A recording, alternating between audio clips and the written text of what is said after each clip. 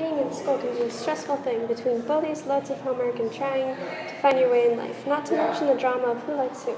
Some get so caught up in things that will pass in a matter of months, but Riku is different.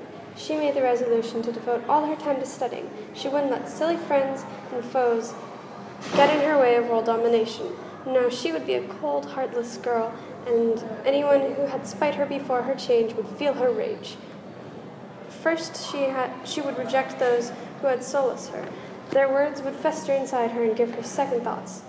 When there was no one left in her life and she was all alone, she could climb the social ladder and lie about everything. Once she put her mind to something, it was incredibly hard to change it.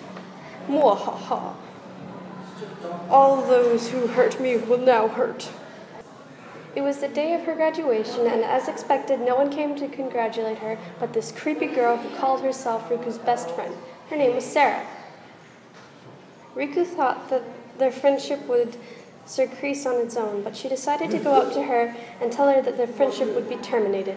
Just before Riku began to speak, Sarah ran up to her and gave her a big hug, and suddenly she began to feel warm inside. This was the first hug she had ever received. She felt an inundation of new emotions. No longer was she alone, and she had found someone who cared about her. She would become something to help the community instead of destroy it.